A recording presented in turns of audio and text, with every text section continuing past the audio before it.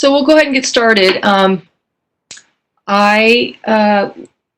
This is a process. This process, and I know some of this I'm telling you, Jamie, because you're just joining the group. And welcome, by the way.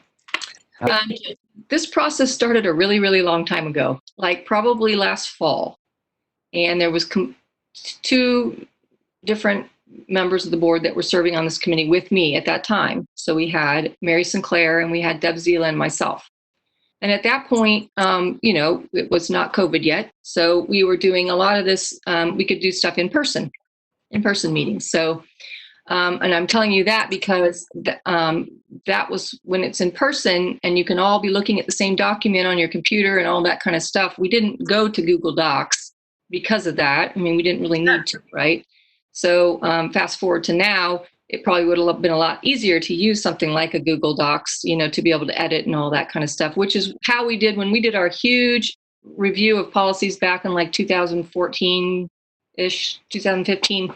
We did that. Everything was loaded in there by a staff member. We were able to edit and do things at least, whatever, and then all get together and look at each other's edits and fix it. Got it. Anyway, so apologize for that. I think that's just been kind of a COVID crazy. So, yeah. Anyway, that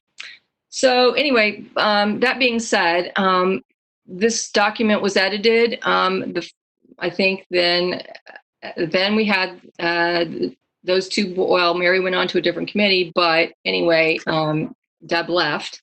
So January came, and then we had edits. Then I think it took a little bit of time to figure out who was on what committee. And then Jessica joined the committee and we just had two of us for a bit. And then so she provided edits at one point, and then COVID happened. And then we had other policy things too that kind of came before this that needed to be done. So anyway, it's been a very long process. And then we added you just this week.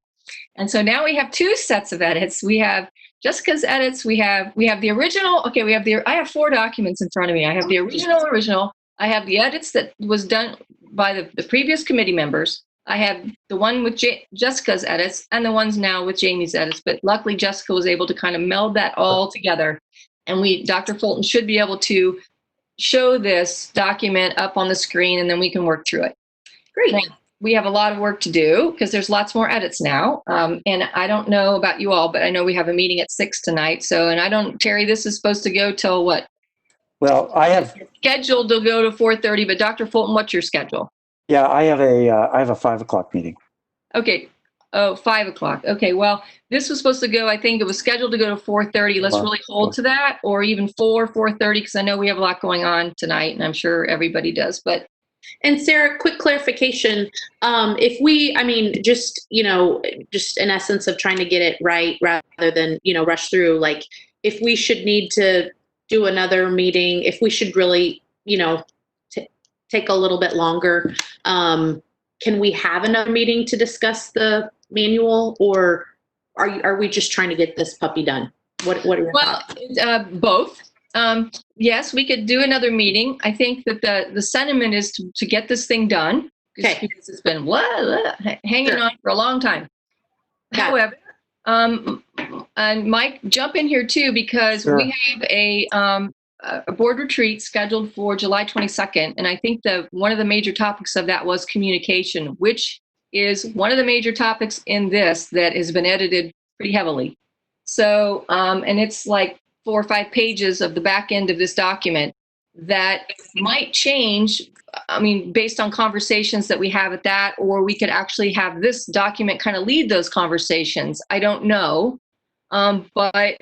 Yeah. So Mike, what are your thoughts, and is that really still the focus of hopefully of the board retreat, that we can have some time? No, it is. And absolutely. Part of the reason that we're going to do a longer retreat is so that we'll have time for the entire board to engage in a conversation around the work that comes out of this group for the board manual. Okay. So it doesn't have to go perfect, just enough so that the ideas are in there, so that the board as a whole can discuss it, and then we'll be in good shape to eventually get it approved once we have that conversation at the retreat. Jamie, does that answer your question? Yep. So So, that might kind of, probably okay. like to go into the board retreat on July 22nd with at least an idea of what we want the board manual to look like, so that that communications piece can drive some of the conversation at the board retreat. We don't want to Exactly. go with a blank slate and say, how do we feel, guys? We want to have some ideas about what this group has arrived at. Exactly. So I kind of thought for process today, we could, and I don't know, I didn't know how much time we had and all that kind of stuff. So we can start from the very beginning and we can just move through it and discuss each item and then just decide whether or not, okay, if this change is unanimous, everyone decides, okay, it's fine, it moves. If it's not unanimous, if we can't discuss it quickly and have somebody change their mind and become unanimous in a quick manner, then if we are able to say, well, or answer a question, there seem to be a lot of questions in here too of like, what is this? How do we do this? Are we doing this right? Whatever. So if we can't answer that quickly and dispose of that and becomes a unanimous change, then we unanimous. But if there's questions about it, there's three of us, and Dr. Colton too. So if it's split, and one or two members feels like, I don't know about this, but one really feels strongly, whatever. I think those are the ones that we park, and maybe we go and not spend like all day today debating it, but park it and leave it for discussion at the retreat, because that's really the time the full board's there. We can hash that out, figure it out, and then move forward. What do you guys think about that? I think that's a fabulous idea. Okay. Good plan. So I'll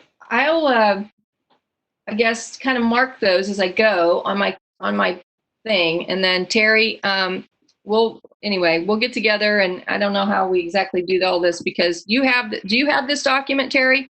No. Okay. So I'm going to mark it up and everything like that and send you all whatever it is today, the changes, and then we'll get it cleaned up.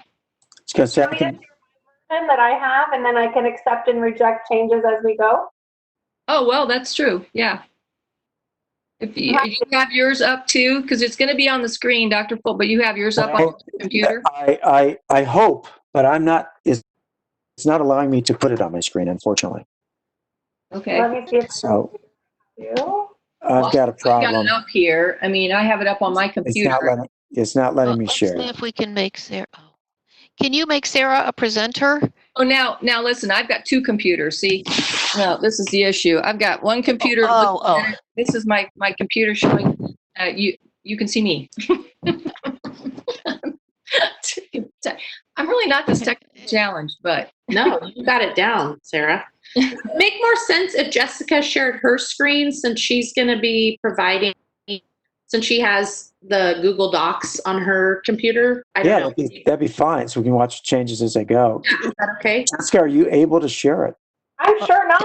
I am not able to. Does anyone know how to do that? Dr. Fulton since you're the host, you need to make her a presenter. So if you right click on Jessica's name over there where the participants are listed.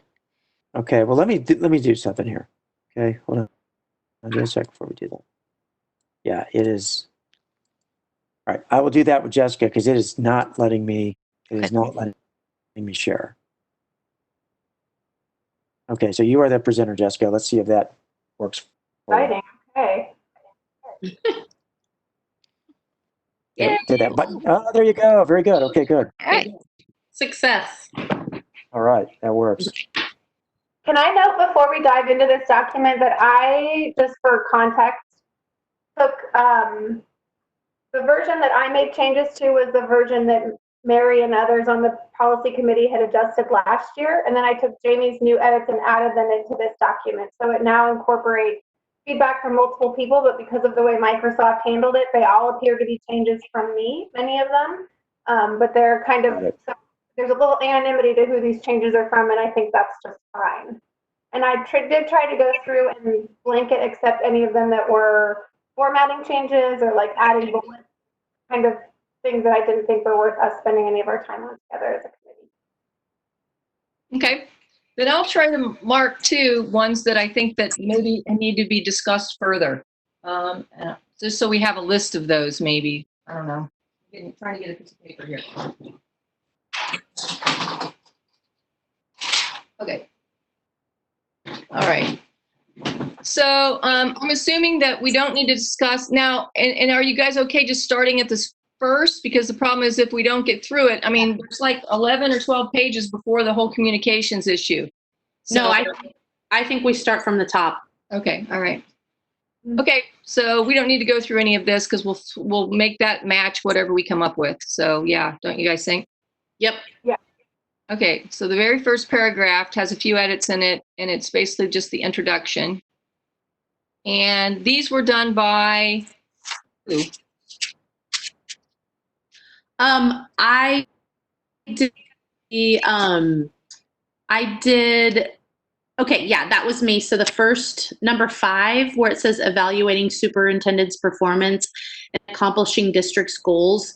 And I just was reflecting on when we evaluated the superintendent, it was more than just the district goals. It had a lot to do with communication and those kinds of things. So I felt like in accomplishing district goals was too specific because it's a broader evaluation. Part of the reason that district goals are often put in there is because that forms a link between the work of the board, the work of the superintendent, and the work of the district. And so, usually the work of, like the strategic plan, for example, well, that is all of our work to accomplish. And so that really sits at the center of what a superintendent would really focus on. It's not the only thing. There are other things that are part of it. But And I think number 1, as background. It speaks to establishing the vision for district and setting priorities and goals in collaboration with the superintendent. So I feel like 1 speaks to what you just said. And then, when we evaluate the superintendent, it's more than just the district goals. I'm certainly not I'm not going to dig my heels in on this one. So whatever you guys think, Sarah and Jessica, but it just to me seemed like With that, I think it's a smart change that just makes it more concise and In saying accomplishing good district goals? and just taking that out. So just leaving number 5 as evaluating the superintendent's performance. I don't know. I'm wondering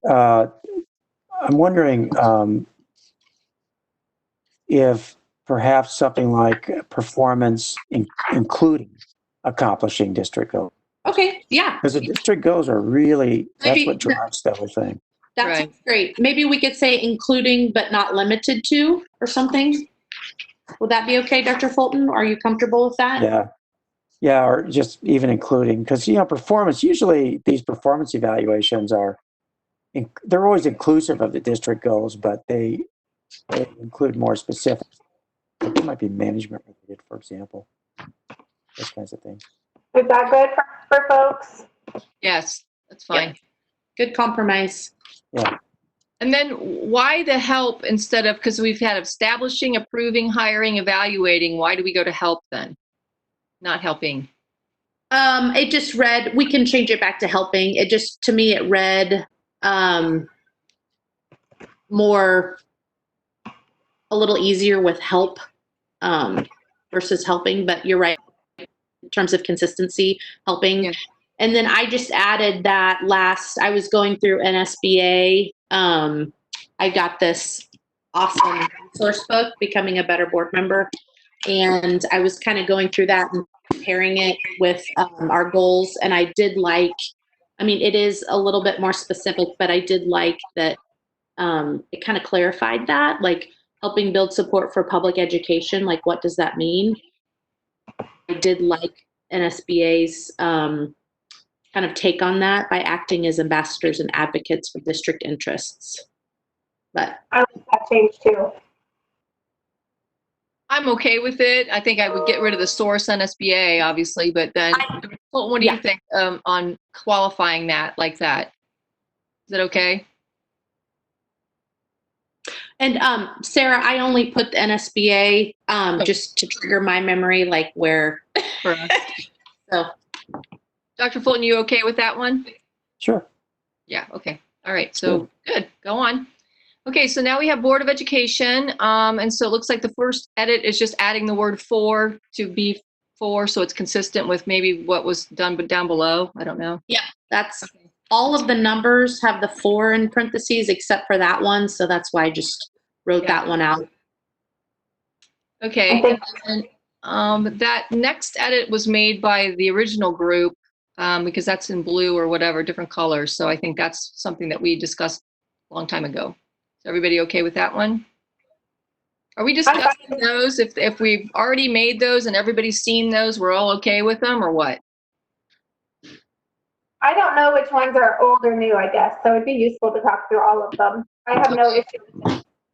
Well, I believe that's an old one. And so that if it says Mary Sinclair on it, that was, I think that she made the majority of the edits to the old document for us. So, whoops, now they went away. So I just went ahead and accepted it. Okay, all right. Okay, and then the last one is, looks like this has been added by somebody, I think by Jessica maybe. I have issues with this one. And so I want to know, I guess I want to talk about this one. So Yeah, you want to talk first? Go ahead. Talk about the full group. I think I wanted to just clarify, because it is kind of weird being from a certain boundary area that we all have responsibility towards students in the entire district, but it makes sense to me that, Sarah, you're more likely to attend the Shawnee Mission North graduation ceremony than me, and it's a priority for me to be at the Shawnee Mission South graduation ceremony instead of you, and like that some of that attentiveness of, you know, attending PTA meetings. I would not want to attend a PTA meeting in the North boundary area, but I would make it a priority to find time in my schedule to attend the South area PTA members. So I think in terms of how we vote and behave, we have a responsibility toward the whole district, but in terms of that community engagement piece, I think it would make sense that we're more attentive to our own boundary areas.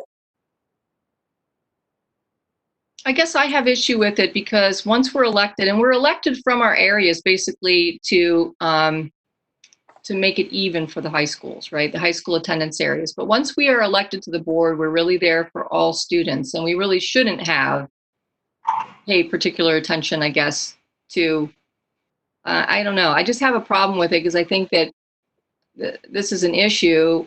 You know, I should feel comfortable going to a, you know, PTA meeting at South if I want to. I should feel welcome to do that. And, or I should, I don't know. I just think that the way that we're elected, because it's different than anywhere else in the state, it really sets us up for this. And I think that this is an issue for us to be becoming kind of pigeonholed in our areas. And I just think that, I mean, it makes sense. I live in the North area. I know a lot of people in the North area, but I think that we need to also feel really comfortable with being able to go to different areas. And then you have the whole issue of the 2 at-larges. And so this really points out very, very specifically, where do they go? I mean, what do? They don't have a particular area other than everywhere. So I don't know. I just think stating this is not a good plan. And it sets us up for kind of division. I don't know. I'm comfortable talking about it with the whole group at the board retreat if you'd like. I just think it's worth clarifying. I think that people who are elected from specific boundary areas aren't then going to have a certain enhanced level of attentiveness to those areas. It's just it's kind of the way things go. But we can talk about it. We can just move on. I don't want us to spend too much time. I don't think I'm going to change my mind on it. So let's let the whole board look at that one.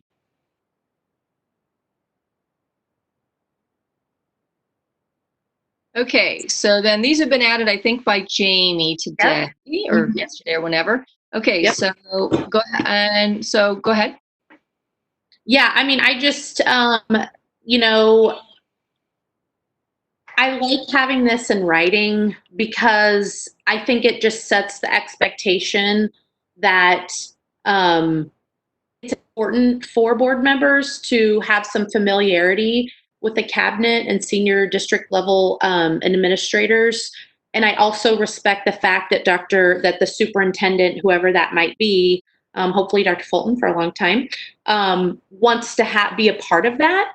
And so I think, you know, I feel like it is important to have it in writing so everybody knows that the expectation is it's important for board members to have a good understanding of what everyone are and what different people do, and also coordinate that with the superintendent.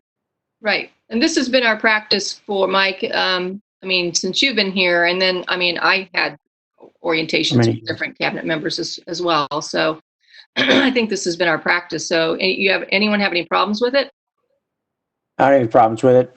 I just hope the only challenge was COVID-19. That was what really Yeah.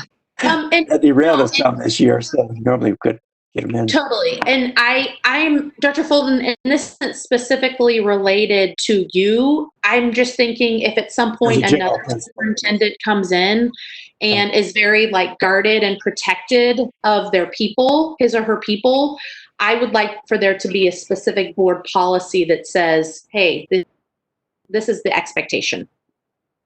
And I wonder too, let's see, just could you roll up just a little bit, please, off of that one? Tell you what, I've got this. Oh, got it. Okay, new board member orientation. Okay, I'm good. I'm good. It's under new board member orientation. Yeah, just as part of that whole orientation process. Yep. Right. And then I don't know. Well, Go ahead. and I think it's worded. I think it's probably worded right. If you could go back down, please, to that text we were talking about. Thank you. Yeah, in coordination with the superintendent. Yeah, so I think the key thing is work to the superintendent. Yeah. And to get all those meetings arranged, kind of like what we're doing. Yeah. 100%. Yep. And then I don't know what this KSB new member orientation guide. I mean, I don't know, but I mean, it's been a long time since but I know that we always encouraged people to do that training, the new member training. Would that be a better thing to say that we encourage them to do that? I don't know what this document is, I guess. So there's a couple of documents that KASB has. One of them is this one that I would actually, and I know COVID has, and I haven't held too firm to it because COVID and just everything else that's happened this year. But it's a phenomenal year at a glance new board member orientation that KASB put together.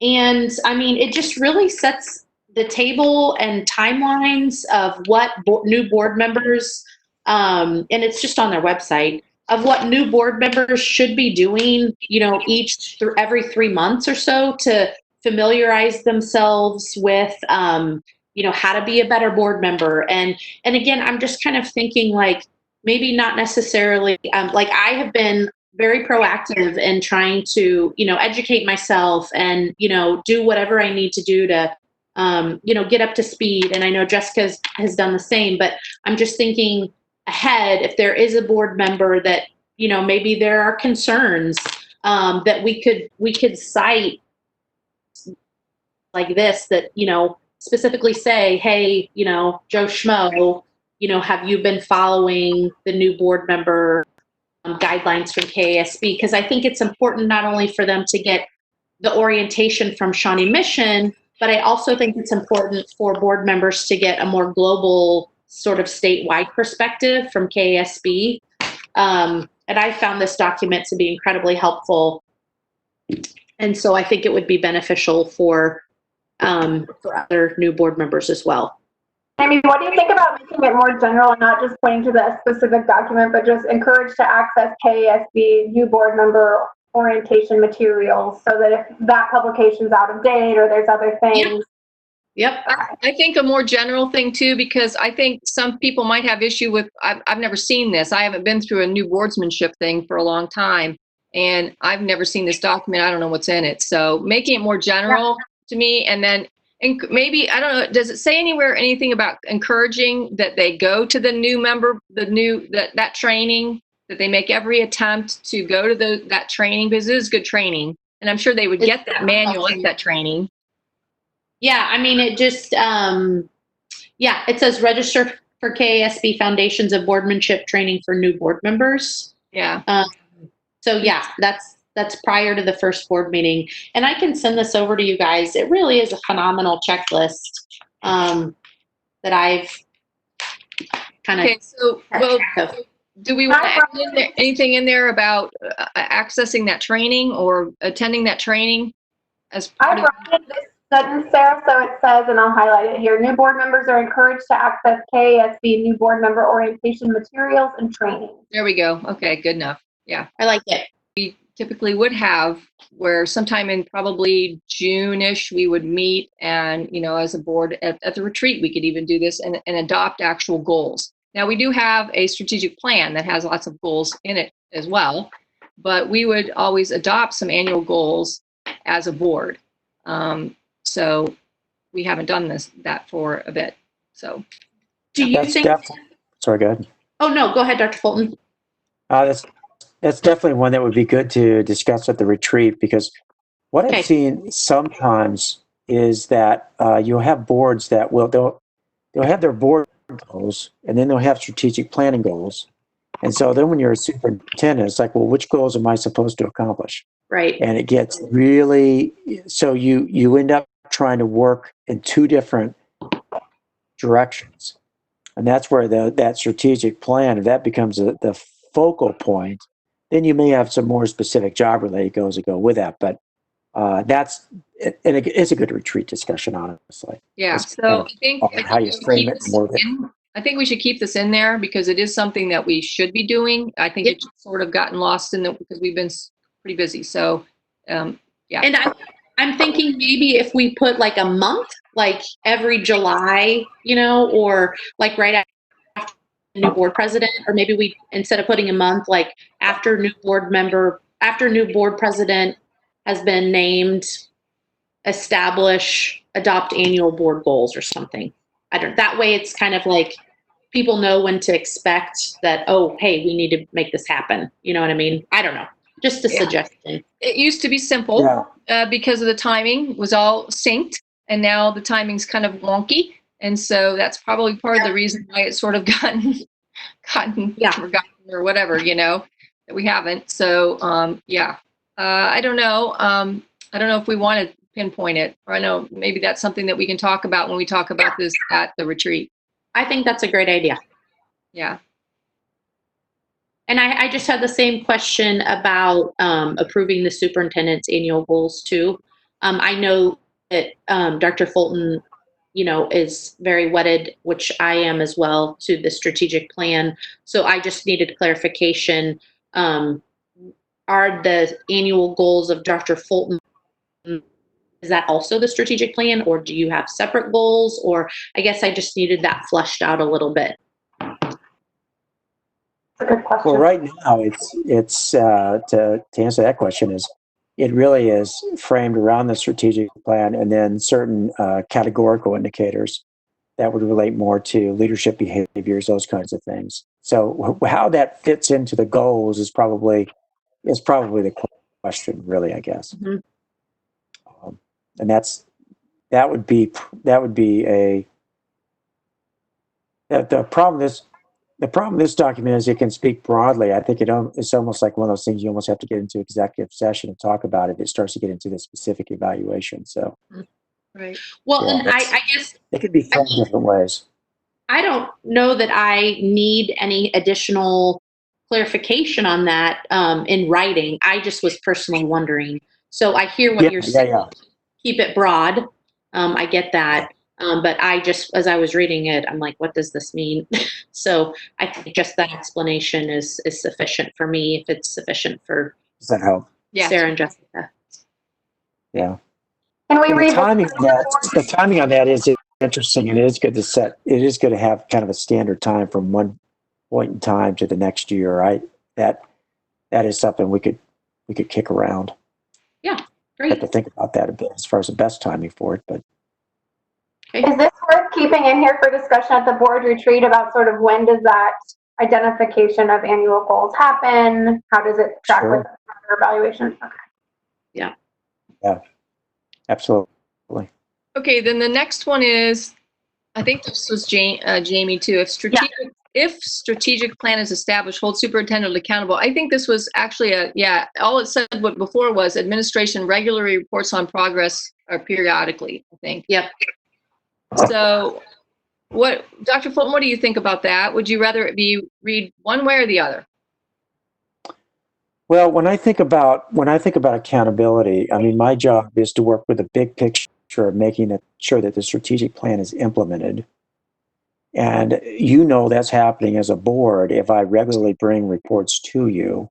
Now, that's going to be done by a whole lot of people, right? There'll be program evaluations, there'll be reports. So that's because we've got a whole team of thousands of team members that are part of this process. But I do think those regular updates of how we're doing on the strategic plan, that's really where the accountability comes in for progress over time.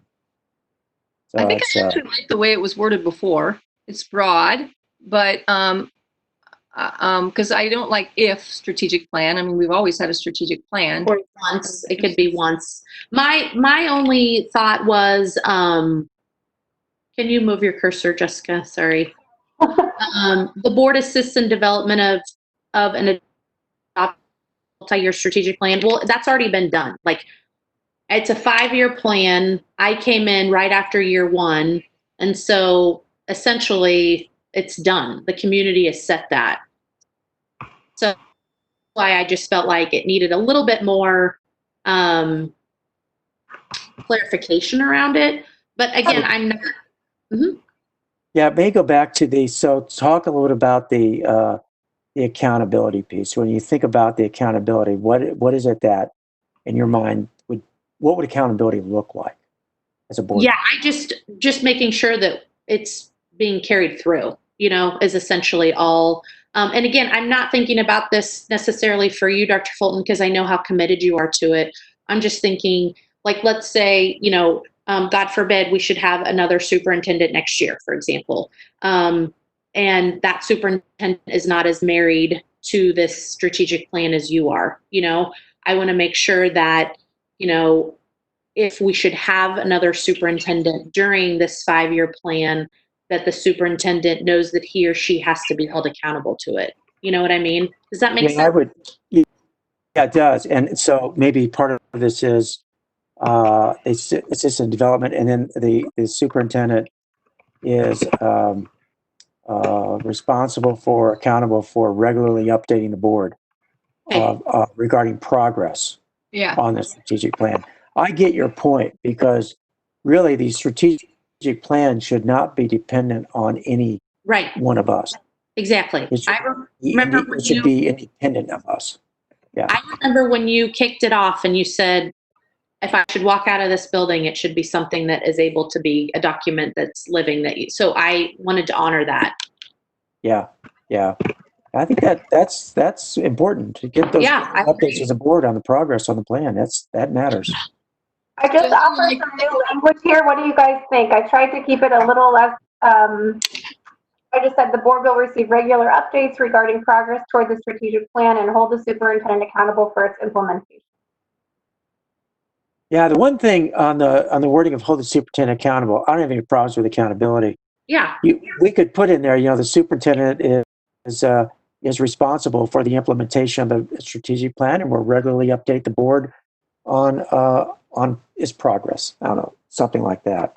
Because it really goes back to, if you're responsible for it, then you're accountable for it. Right? Yep. That's Prefer the word responsible instead of accountable. Yeah. There we go. How's that? I like it. Are you okay with it, Sarah? Yeah. You okay, Dr. Fulton? Yeah. Okay. Yeah, that's fine. We will honor the plan.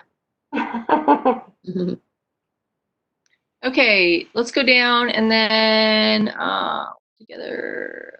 And before you go, Sarah, actually, that's what's interesting is that goes right back to our earlier discussion of superintendent goals. Right. Yeah. Mm-hmm. That's where you have to have that clear alignment. The goals have to align with what you're actually accountable to do. So that's important to keep in there.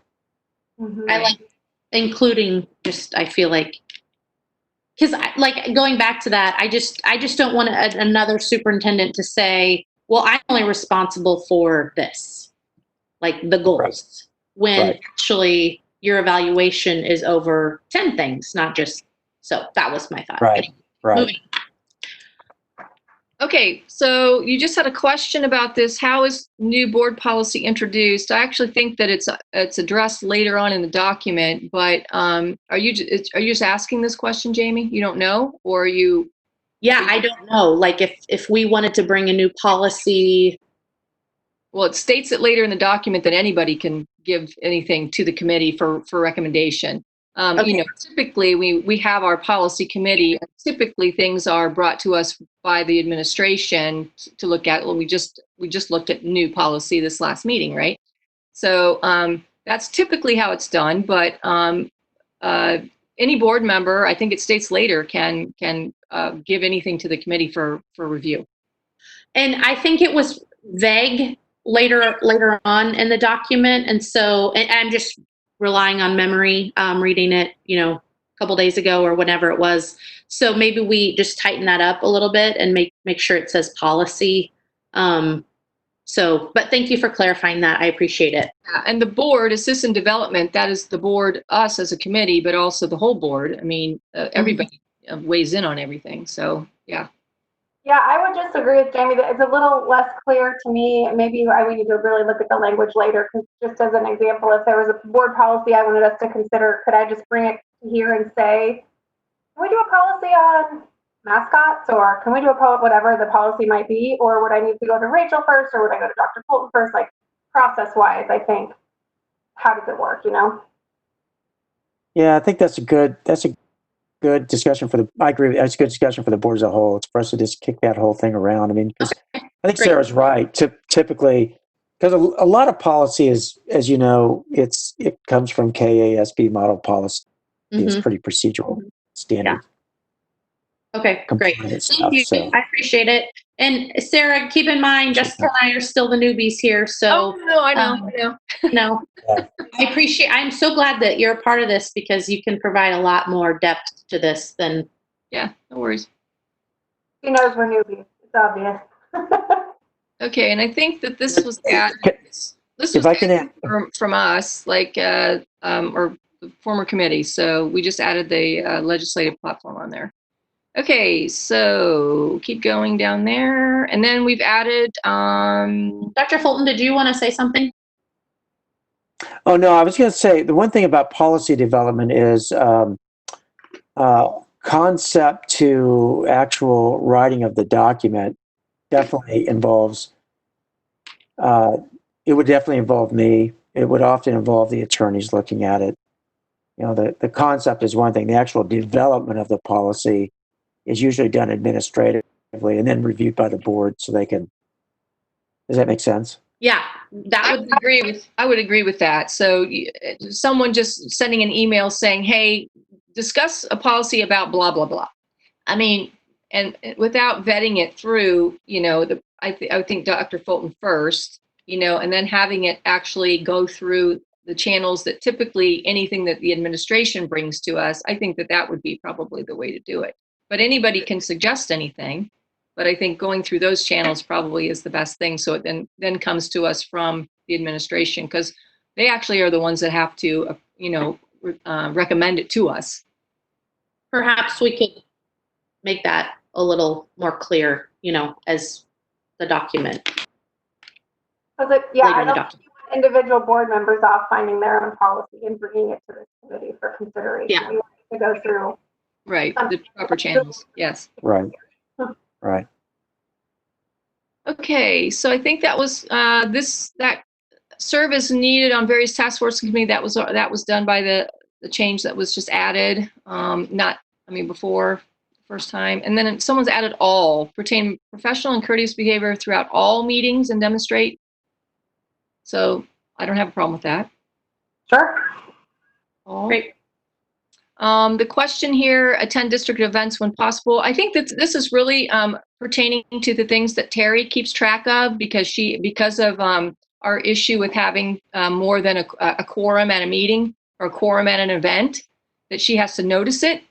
That's really what's talking about. This is not talking about if you decide to go to a basketball game as a parent. Okay, so if I'm looking at this like through Amelia Bedelia lenses, right? Like I am thinking to myself, oh my gosh, if I go to a Shawnee Mission Northwest basketball game, should I tell Terry? So maybe we then put in parentheses or something, unless it's a child, you know, I don't know. The only reason I'm thinking this like this is because now there's a few of us with kiddos in schools. And so I would hate for another board member, no one on the board right now, I think would ever do this, but I would hate for another board member, you know, down the road to be like, well, you attended that Shawnee Mission Northwest board basketball game and you didn't let Terry know, you know? So maybe just putting it in some type of parentheses or something saying, unless attending as a parent.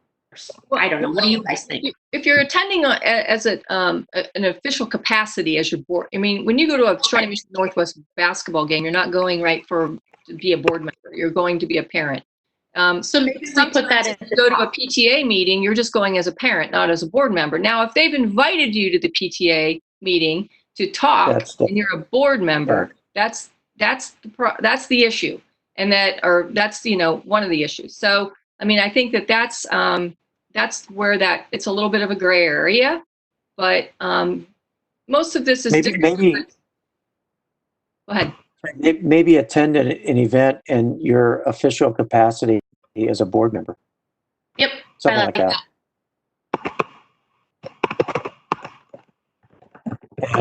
And since we're going to be still finalizing this, we could even put in there, e.g., to avoid a quorum.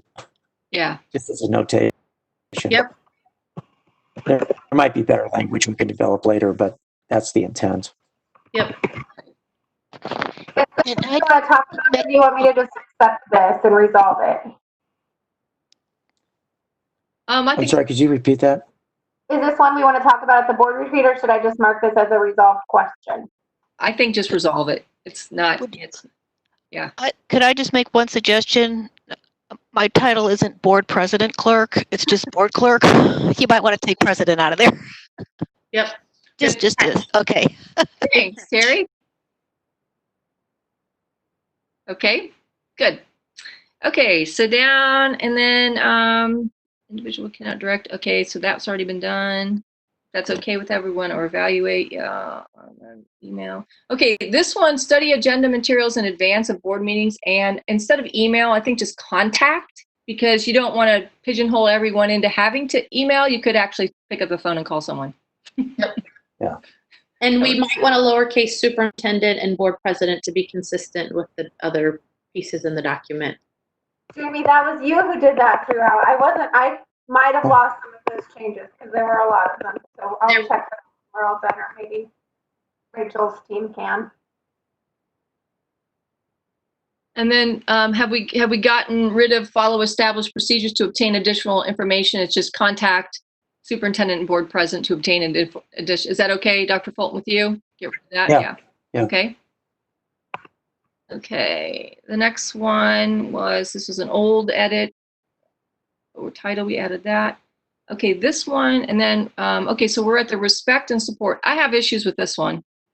I think that's part of being a team player and being part of a board, and being supportive of decisions that the board makes, respecting and supportive of the board decisions. So I have problems with this one. I would have to, and I would probably dig my heels on, because I think that this is just part of being on a board. And even if you're in the minority on a vote, if the majority votes a separate way, I mean, you've got to get on board with what the board has decided. I think we could talk about it. I think you probably won't be surprised to hear where I stand, Sarah, which is that I think respecting and supporting are different things. So respecting a vote means it is what it is, and I'm not going to try to bring it up again or revisit it over and over again, but supporting means that I have to go out and publicly say that I agree with the decision. And I can think of times where I always think of if the non-discrimination ordinance vote had gone a different way and I had been in the minority of supporting that change, that I wouldn't feel comfortable then going out in public and saying that I absolutely support the decision of the board not to honor the rights of LGBT students. I can respect the decision, I can go along with it, I can acknowledge that I'm in the minority on it, but I don't think that it's fair to ask board members to publicly support it. They vocalize support publicly for things they don't support.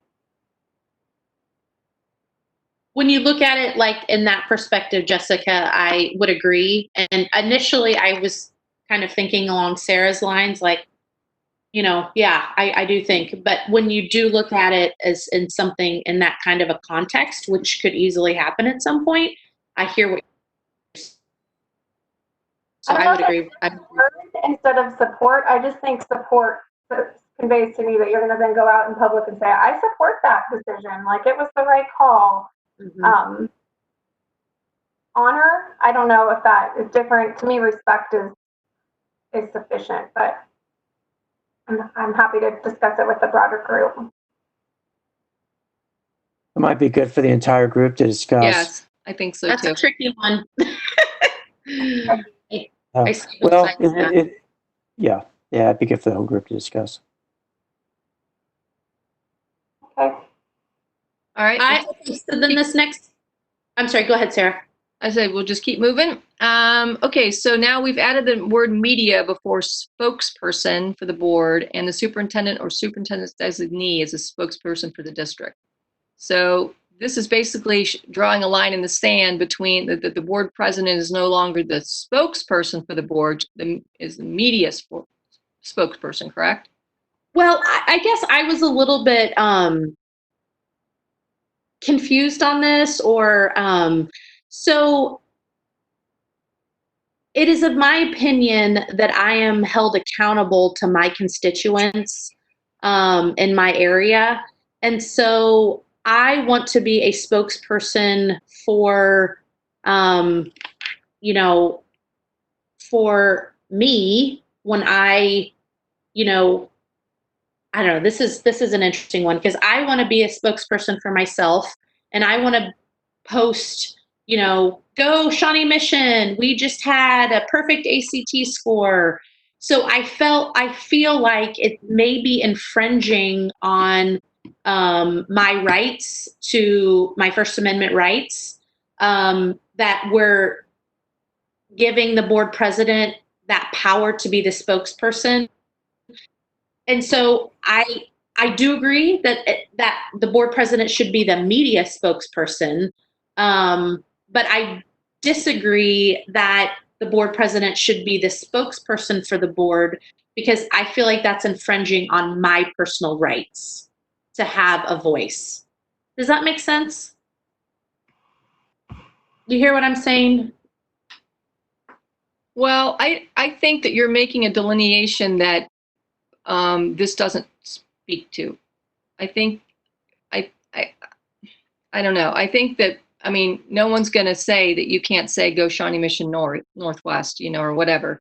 But I mean, if it's a board related topic or something that comes out, a board decision that's made in that respect, or if it's a board position or a board, I think that the president has always been the spokesperson for the board. And I hear what you're saying. How I interpreted it, though, and so maybe it just needs a little refinement. Just how I interpret is, man, that's kind of an infringement on my rights. So maybe we just put a few words in there. Recognize the board president is the spokesperson. Well, and this may need to be flagged for the whole board, because this actually probably will come out in the communications discussion as well, because this is kind of the same. I mean, there's communications with the media section that's down, and this is just sort of added in as a board responsibility or whatever. That sounds good. I think that this one probably we need to come to a real good understanding of, and I understand what you're saying, don't get me wrong, but I think that this is what you're talking about, takes it a little bit step farther. No one's trying to infringe on that. This is really more speaking about things that happen in the boardroom and board decisions and that kind of stuff, and the need to speak in one voice and that kind of stuff. And go ahead, Jessica. I'm wondering if this needs to be here with the extensive section we do have on board member communication. Maybe it's fine to have it in both places. Then you start to have to worry about whether the sections are all driving with each other and whether we're consistent in our messaging between the two. I wonder if there's value in cutting this piece out and moving it below and dealing with it all in one spot. Yeah, another option is you could leave it in since it's one of the responsibilities, and then just cross-reference that other section, because that's one where to have more detail of Yeah, what so does this mean. let's wait They have a until we broad get statement, done with and the retreat probably, and then decide how we want to handle it. Great. That sounds good. And I just want to make sure, like, you all understand I am completely fine with the board president being the spokesperson for any board related specific, votes and those kinds of things. I just want to make sure that we're protecting individual board members and their right to speech. Yeah, that's where I think some of the value could be in clarifying what the board president is the media spokesperson for. That it's not everything, that it's just board decisions and it's certain things and not all the things, right? Perfect. Thank you. Okay, so now we can keep going. I think that blue one was an old edit. I don't know if anyone has any problems with that. Going. problems. And then that was just just sort of a language thing. I did have my journalism hat on, and I did remove a few words that weren't necessarily needed. So if that's annoying to anyone, I do apologize. Okay. You're a wordsmither. Okay, that's all right. Okay, so that was an old one. So this is a new one. Then, to communicate with constituents in an open, honest, and transparent manner, while staying within the confines of what is allowed to be shared publicly.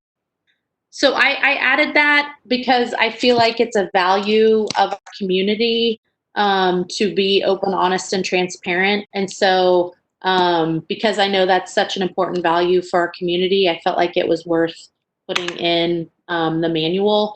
And I also want to respect the fact that we can't share everything. I like it. Mike, what do you think? Yeah. I haven't given this particular one, a lot of thought. I understand what it's after. The concept's fine. I just have to think about the wording a little bit, okay? Sure. But that's a great thing about it. Exactly. Talk about. Sure. Yeah. Why don't we flag this one too, just because it has to do with communications? Sure. And any other language or something comes out of the communications discussion at the retreat that we would, whatever. Great idea.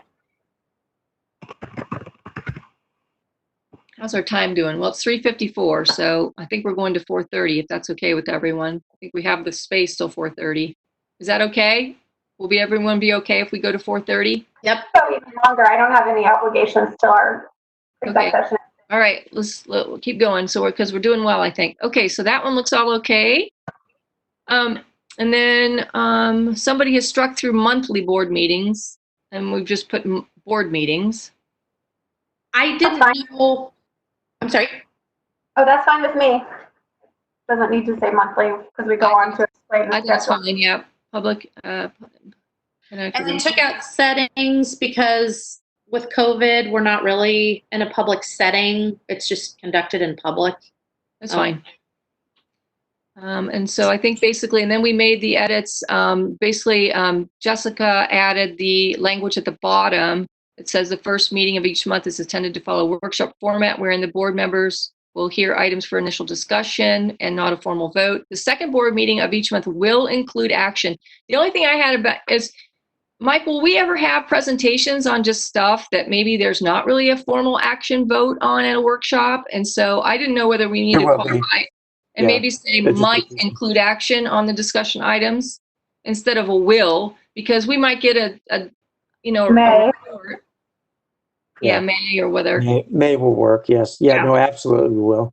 Mm-hmm. Okay, because if we got a report on something and then there's really nothing, it's just like data or whatever, there's no vote on it later. Right. Okay, perfect. All right. Everyone okay with that? Yep. Okay, good. All right, keep moving. Okay, sorry. I'm getting obsessed with You're doing great. And thank you for doing this, Jessica. Sure. And the typical meeting agenda. Mike, the only thing on this one is, will our workshop format be, is it necessary to change? I don't know. Will our workshop format follow this? That's what I'm saying. It may be a little bit different, and so I think it would be different. But I think what you could say, the typical business meeting agenda, because that would be true. You know, those monthly business meetings that we have, that would be true of that. So like But monthly special meetings don't follow this format. The workshops will have a different format. But I think this does say, hey, here's the structure by which the business meeting of the board is actually conducted. But I mean, the first meeting of the month is actually not a special meeting though. It's a workshop. It's a a board workshop. meeting, but it's a Right. workshop meeting, right? Right. It's Okay. a workshop, yes. So Okay. at a workshop, you'd have call to order, pledge of allegiance. You'd have adoption of agenda. There's certain things that you're going to have. You wouldn't have a superintendent's report, I don't think. That You would could- probably be for I the mean, business. the meeting. thing- That has yet to be determined. The things that are Pardon? like for a workshop, we could put like a little asterisk after it, like superintendent's report, and then in parentheses asterisk, and then we could define that and just say, not included in, or you could just clarify it right there too. Right. And to be honest with you, this one I'd want to sit back and think a little bit. Because we Yeah. haven't done that format yet. Let her think a little bit about what that format might look like, and that'd be a great retreat discussion. Why don't I We mean? sit down and Is it? find the I elements. mean, I don't know if it's that important. Could we just change it to say monthly business meeting or second meeting, or I don't know how to do that. Typical business meetings or. I don't think there's anything wrong with a typical meeting agenda. I mean, it is, and we've defined that there is a workshop. So this is a typical meeting agenda, whereas the workshop we've defined as a separate meeting. As a separate. Yeah. So I think Yeah. typical is very generic and broad. Well, it has monthly board meetings. Will follow an established agenda. Yeah, Those are going to be Fine. so that's what we do. Should we just leave it alone then? I would. I All right. wouldn't worry about it right now. Pieces that wouldn't be included in workshop agendas, or do we not even want to mention the workshop, the possibility that the agendas will differ if it's a workshop? Yeah, I would. At this moment, it might be better to leave the workshop alone because I think that's something we need to talk about at our retreat. Kind of think about what those what the workshops will look like, and the elements they'd have. So That's a good idea. Sounds good. Yeah, let's do that. Okay.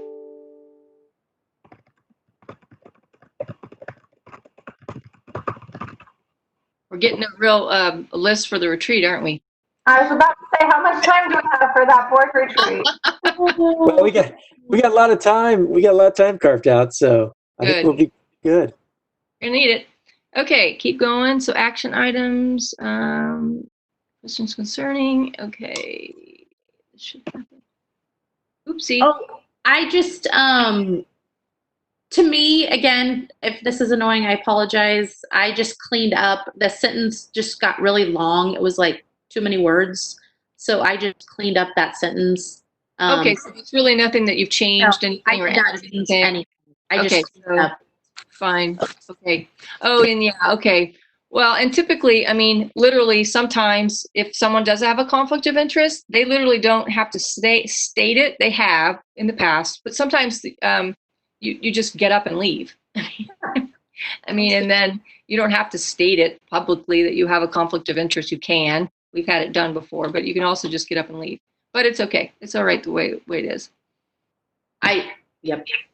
That first sentence, sometimes it's like a board policy committee recommendation. It would, for if you guys are changing a policy. So not all action items have the superintendent recommend it. Sometimes it's other recommend. I don't know That's a great point. if that makes it different, but Well, is that the only other time it's done, or would there be a I'm trying to think. the It would legislative be like a committee the legislative recommend. committee, do they recommend the legislative platform to us, or do you do that, Mike? No, I would. Sometimes there's a board president sorry. recommends. Yeah, typically you're going to have a superintendent or board Right. president recommend. Right. Those are going to be. I'm trying to think if there's any. I'm trying to think if there's any exceptions to that. Yeah, the only exception would be a committee chair, like the board policy committee. Mhm. What do you guys think of this language? So recommendation from the superintendent, board president, or originating committee. I like it. Is that okay, Mike? Yeah. Yeah. Okay. All right. You could even put, well, yeah, yes, that's fine for now. Let's just leave it. Sorry. I hope it's Yeah, okay. that's I'm good. throwing my 2 cents in there. No, Absolutely. throw it away. Yes, I mean, do, yes. Okay, so we're all good there. And then under here, routine items that are routine or recurring under routine businesses by consent. Are we getting rid of, was there a second consent in there or something? I don't understand that. I don't know. I don't know. I think you can just get rid of that second consent in there and just leave it. I mean, it's okay. Routine, they're grouped under routine business by consent. Mhm. Oh, I know what I did. I put in an italic mark. I think it needs to be in an italic. That's what I did. Oh, grammatically. It's just a grammatic thing. Got it. It's fine. All right, and then that's just that is just you've just gotten rid of that, so that's fine. Okay. A lot of that's, yeah. Mm-hmm. Okay. No choice. All right, and then the next one again, you just changed the word by to from. Yep. That's probably okay. And then again, all meetings. I think that's okay. Everything, it's just a wordsmithing thing, right? Or adding. Yeah, we've already said that once, so yeah. It's clear that it's not just a board meeting; it's all meetings. Okay. Okay, that was an old edit. The blues are old edits, so that's probably fine since I've seen that. Okay. Keep going down. Uh-oh, are we losing Jessica? Uh-oh. No. Jess, you're got a poor connection. Sarah's still on? I don't I'm see here. her. You're there? Okay, You- just not seeing you. I can see you, Sarah. Yeah, Okay, can hear good. you okay? I think, am I back? Oh, You're yeah. You're back. There you go. There you go. I can see you guys the whole time. I don't know what happened. Okay, and then this is just a wordsmithing thing too. We changed the word from surprise to surprising. Is that right? Did I do that one? I don't think I did that one. I don't think that was me. Okay, well, I think it's fine. Okay. Okay, all right. All This right. is that previous. These are both the same as that previous. Yeah, I think we probably gonna need to flag this one too, and then again, yeah, and discuss this. And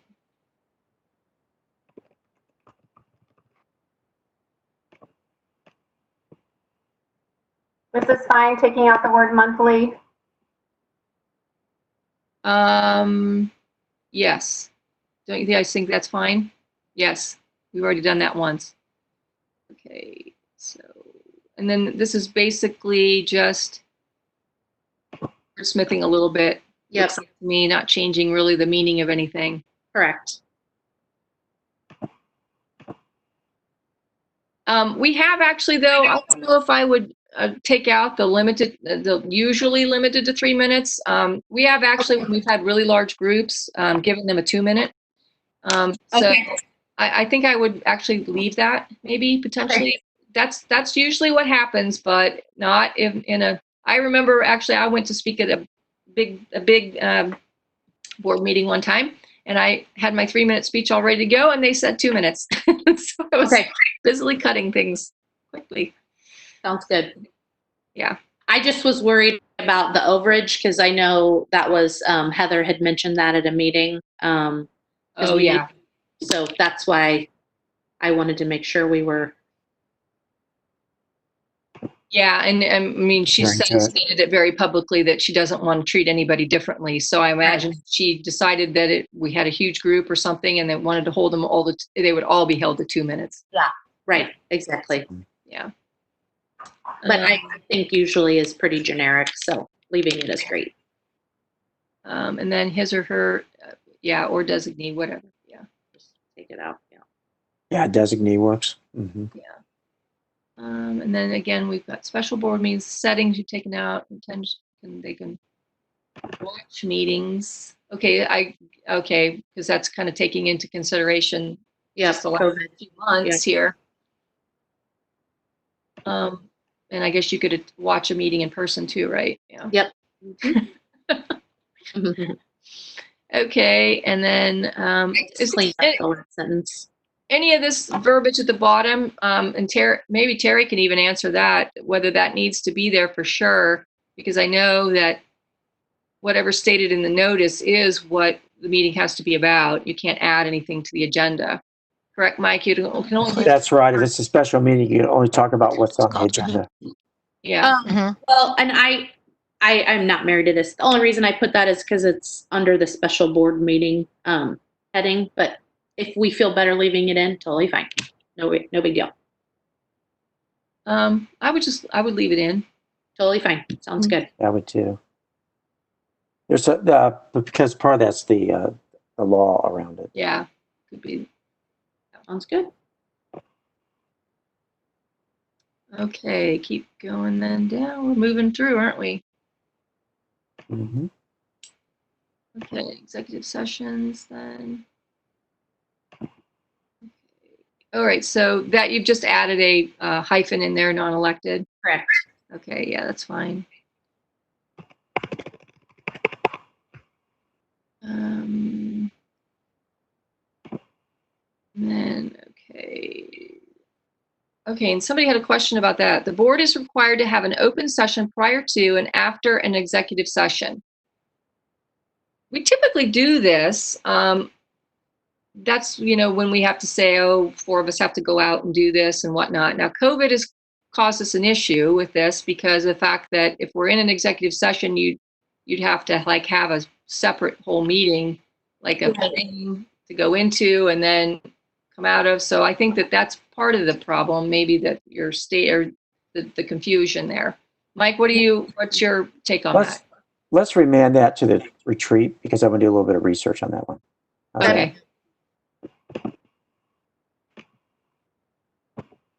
Because I do think we should take into account COVID,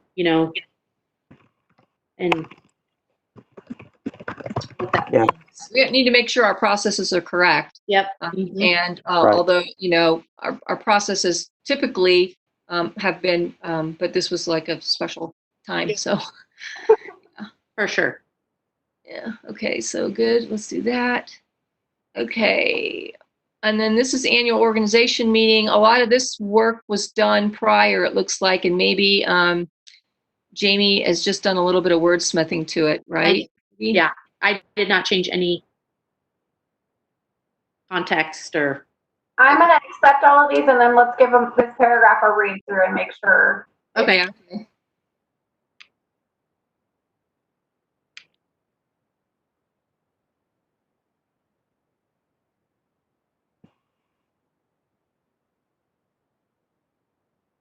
Okay.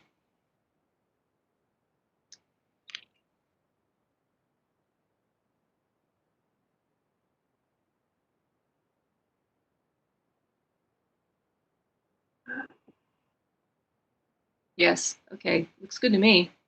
Is there any context, Sarah? I think I go on to ask this somewhere down below. It sounds like typically this annual organizational meeting was when we elected board president and vice president, also did all of the stuff we just did at that last end of June meeting with the who's our clerk, who's our treasurer, who's KASB.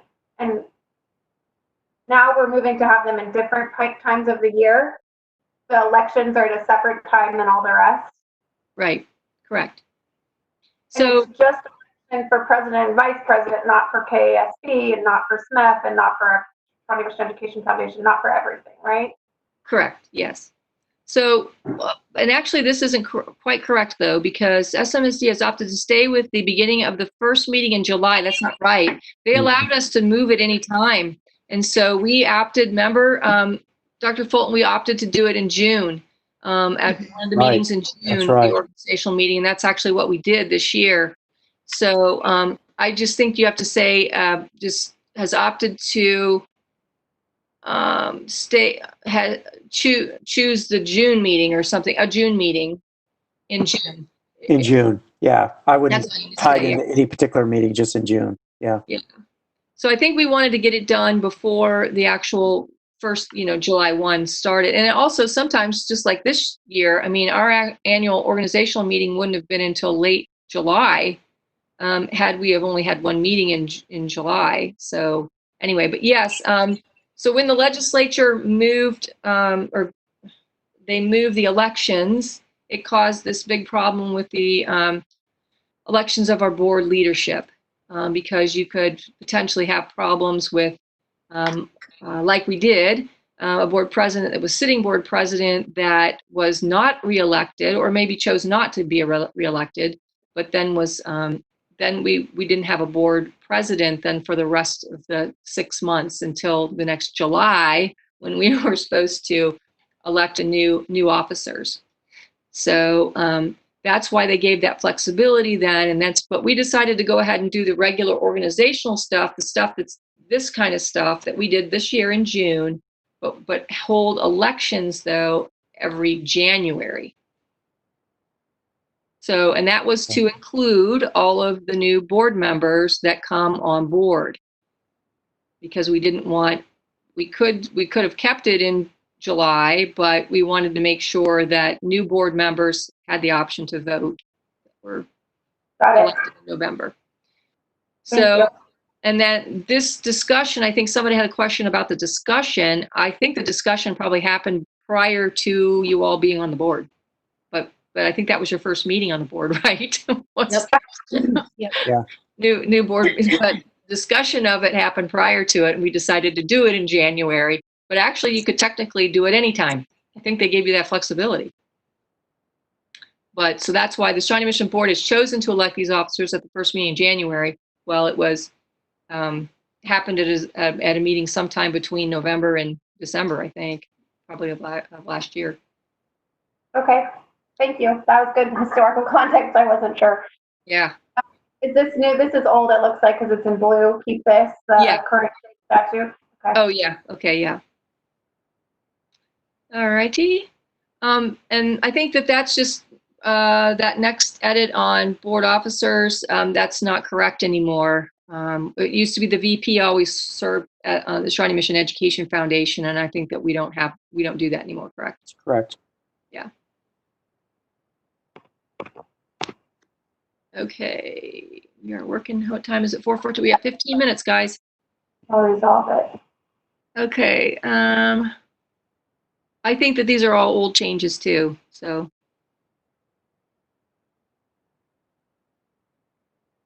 KSB doesn't have a governmental relations network anymore. Yeah. So these are the ones that we just did. The KSB ones, because they run on a different schedule than, I guess, the board. So we decided to keep that in July every year. Okay. Yeah. In June, right? Oh, yeah. Yes. Yeah, June. Thanks.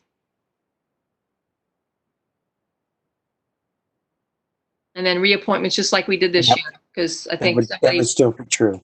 Patty's job, right? Patty had the job of Yep. snack or whatever it was. Yeah. Sorry, I've got a bug going on here. Okay, and what's this one? Maybe we could flag this to talk at the retreat, because I fairly and partially evaluate themselves and other board members. I just what does that mean? How is that done? I am all for evaluation. I think that's great. I wanted to make it specific. And I love KSB, and they have this phenomenal board meeting evaluation tool. This is more, or actually, no, this is not KSB. This is board and administrator for school board members. And this is more specifically for board meetings. There's a fabulous meeting evaluation form, which I thought would be great.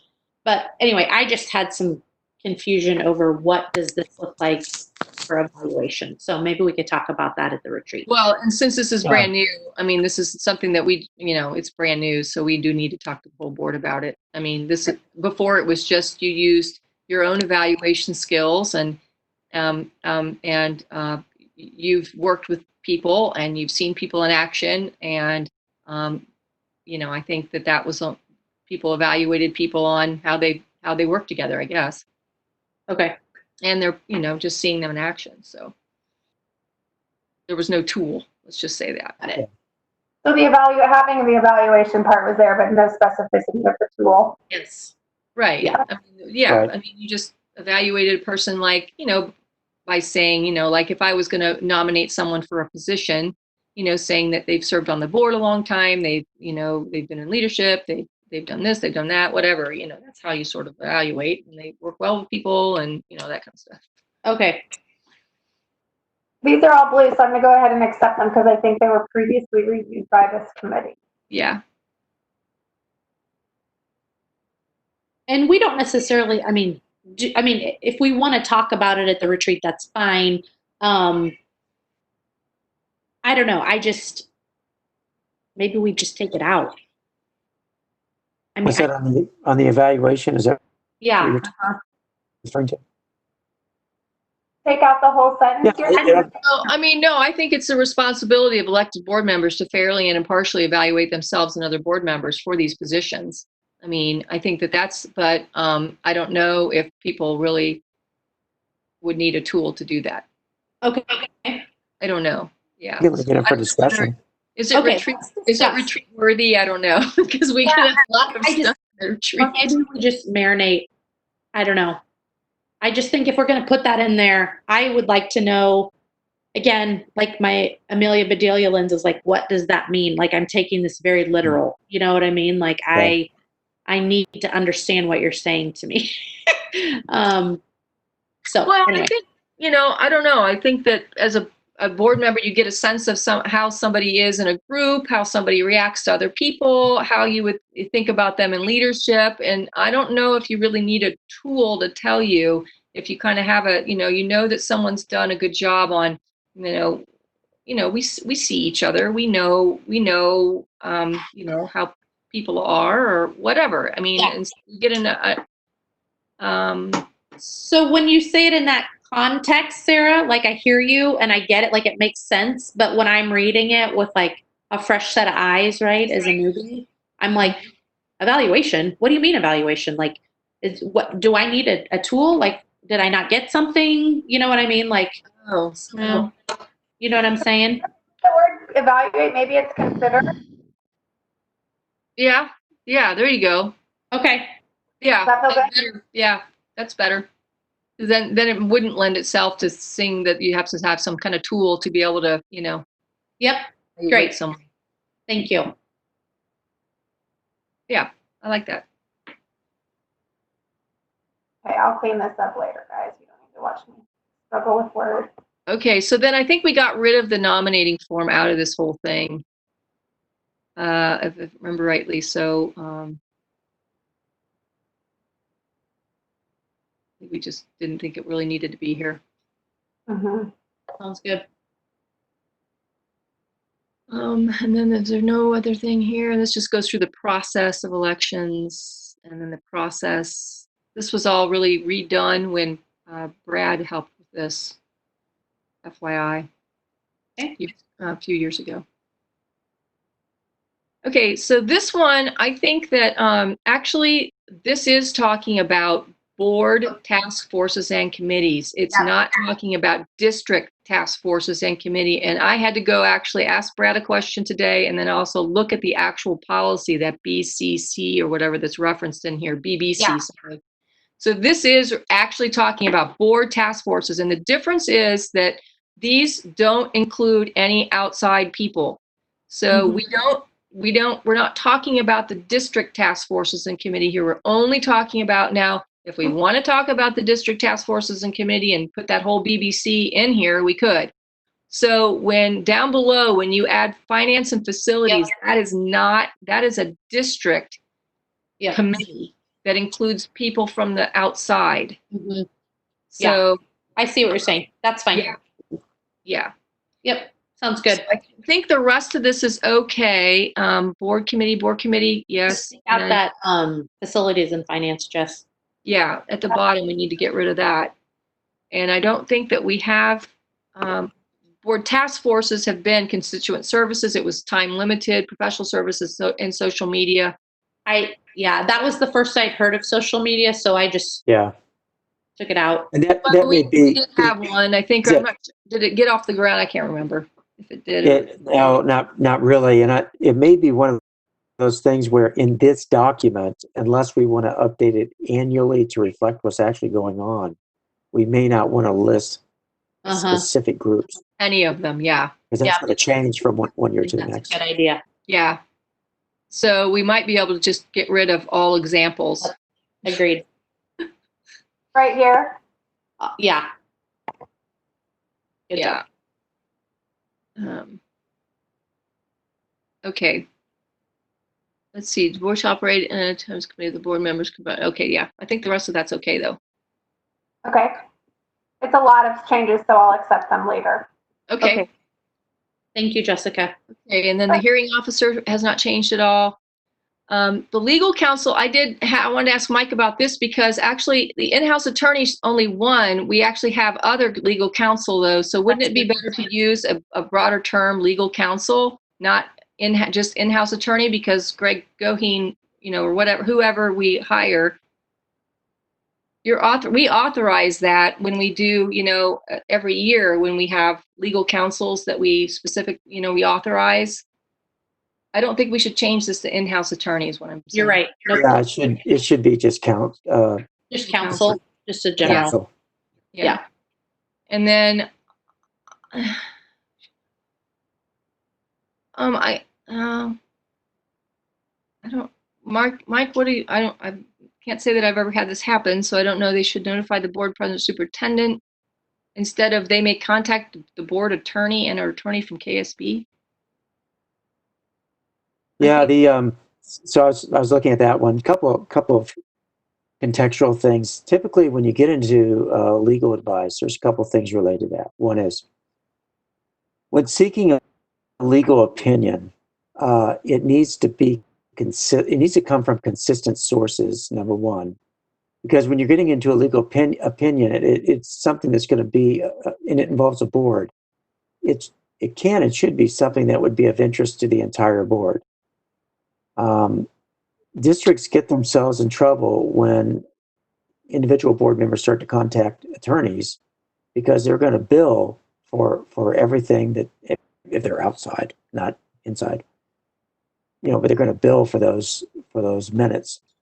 But I think the bigger issue is, and we even watched this among ourselves administratively, is if we're dealing with a legal issue, we want to have a source for asking the attorney, and if it's a question involving the board, then it's going to be something that you want to work with the board president on and have that question posed and have the board as a whole have a response to that question, because there may be one or more board members that are interested, but importantly, if it's board related, it would impact the entire board.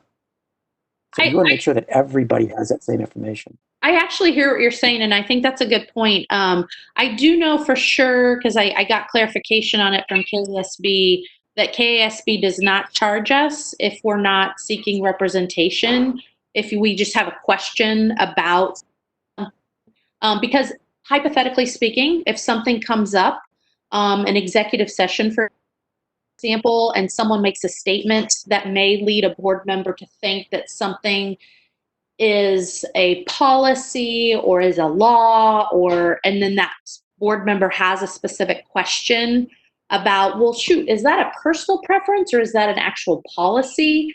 It's nice for that board member to have a resource such as a board attorney and or KASB to go to for, hey, I just wanted to throw something out there to you. Is this a real policy or is this a preference? And so it's nice because it's an unbiased person that understands policy and personal preference. And so it's nice for board members to have that option to go to someone to get clarification. And also, I hear what you're saying though, because if I have that question, it would be good for, and I get the answer. So if something is stated in executive session, for example, and the information that the people at, in executive session, the information that was given is incorrect, and then I have found out that that information is incorrect, it is helpful for the rest of the board to be made aware that that information that was given is in fact incorrect. Right, because the board has to work as a whole, and especially if you're dealing with something in executive session that would be policy related, it would be really important to ask that question. Right, or really anything. Take executive. Yeah, that's just an example. It could be anything, yeah, really. Hypothetically speaking, if Sure. comments are made that you need clarification on, it's nice to have an unbiased source. Right, So but I do think. Mhm. Go ahead, so Jamie. Sorry. Oh no. I would say there, you can imagine. I always think about this is the document that's intended to lead not just this current board and this current superintendent, but all of the future boards and future superintendents. And to me, I can imagine scenarios where a board member might think, oh my gosh, we're doing things in executive session that we are not supposed to be doing in executive session, that should be handled in public session. I want to confirm that I'm right on that understanding with an attorney. Who am I supposed to call about that? Because, I just think I can imagine a lot of scenarios with other people around the table when having outside legal counsel could be really helpful. Well, really, that's part of our own self-policing, where you really, I don't know. I've never really run into that where you've had individual board members calling attorneys. To be honest with you, because normally that's something where you self-police. If it's an issue that's important, I'd say we just pose a question and get the answer, and then, we all need to be adhering to that legal guidance. Maybe One of the challenges you get into. A good discussion for the retreat, because I think that there's probably a lot more to unpack in that. Yeah, no, I think that'd be good. I think the other challenge that sometimes you run into is that attorneys may not always completely agree on some of the nuances as well. Now, usually on the big stuff, it's pretty clear. I would 100% agree with that, Dr. Fulton. Yeah. Not surprising to any of us, right? So, yeah. This is a good retreat topic. It really is. Okay, good one.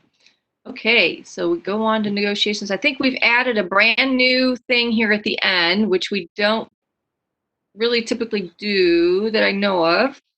So I think maybe that's a topic to discuss as well, Dr. Fulton. Is that anything that you do typically, or anyway, I think that this is something that we should discuss separately. Oh, yeah, that would be. It's all that would be new to anyway, so I think that we can talk about there. Yeah. I don't know that I have an opinion one way or the other.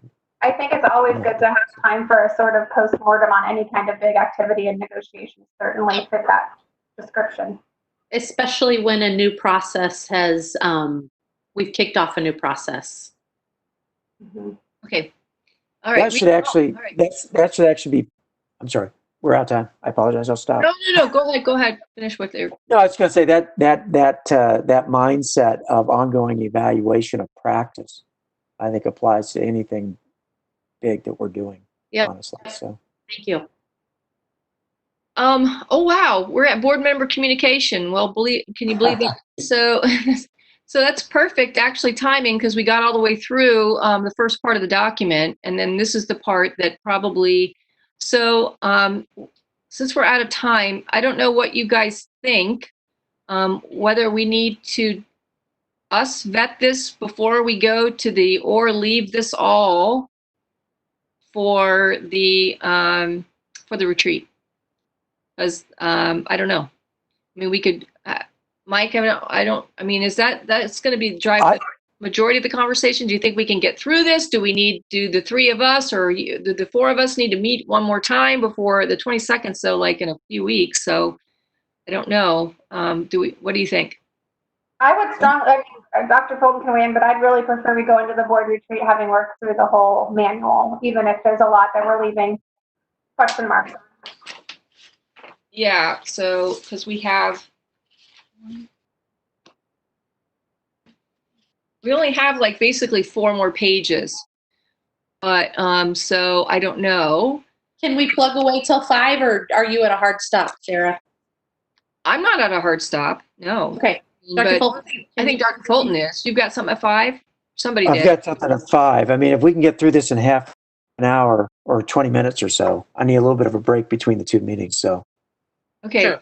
All right, But let's if you wanna keep keep going, working we on can. it and see, and then we'll just park things really quick then. If we can't make a decision, let's park it. I only put, I took out the Kansas Open because we already defined coma. We were, so that's why I took out, that's why I just left it as coma. I'm fine with that, whatever. Yeah. Wordsmith and which instead of, Okay, and then- wordsmith, good, okay. Yep, Fine. yep. And then wordsmith, and, yeah, okay. Anything involving coma, and what I'd like to do on some of these is kind of have our attorney take a look at it and get his feedback on it to see if there's anything in here that could be a coma violation. That'd be Because we great. can't talk about them here, but I think before we spend too much time on them, it would be good to get an interpretation from him. That'd be awesome. Just Thank send you. this whole section over to him and have it Sure. kind of checked Yeah, first then? I will. I will do that with any changes that we make today. Okay, oh, okay, after we make the changes, okay. Well, I mean, or any discussion that we want to makes have today. Yeah. Put it that way. Review it too. She emailed us and said she wanted to review it all too. Okay. Let's just keep I'm plugging. sorry, I missed that, Jessica. Who? Oh, Rachel also wants to take a look at the document once we're done with it. So you Sure. might, Yeah. No, I'll work. So these were old ones, I think, that we did. So I would go ahead and just say okay on those, right? Yeah. And then we'll have the attorneys look at it and all that. Okay. Yep. I just combined, what I did there was I just combined 2 bullet points because they were 2 separate that needed to be combined. So I didn't change any context. Okay.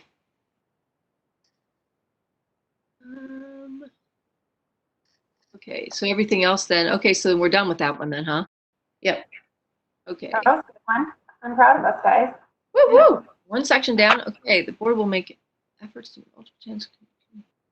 This is really, really messy, isn't it? You guys want me to just go ahead and accept all the changes in this section and then we can take a look at it Sure.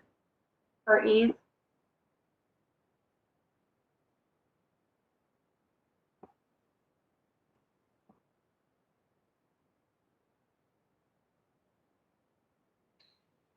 A lot of it, I just, I didn't change any context of anything. I just cleaned up a few things.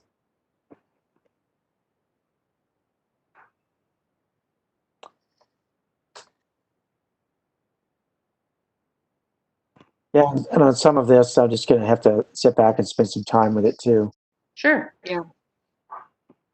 Well, and this will be this is one of the discussion points of the retreat. It So is. Yeah. It's a major part of it. Yep.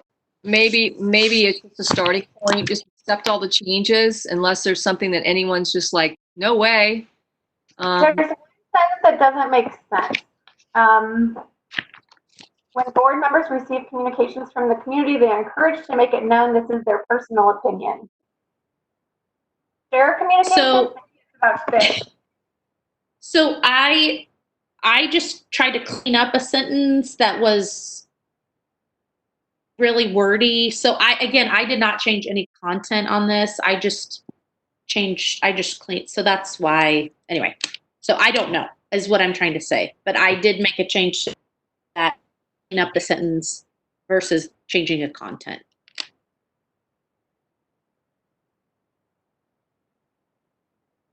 So that's definitely worth discussing further. Yeah, because I think it's easy sometimes to put these in, and we can get some examples too, and Yeah. it's easier to understand them too. So I think the whole section needs to go to the need just a whole section to go over there, probably.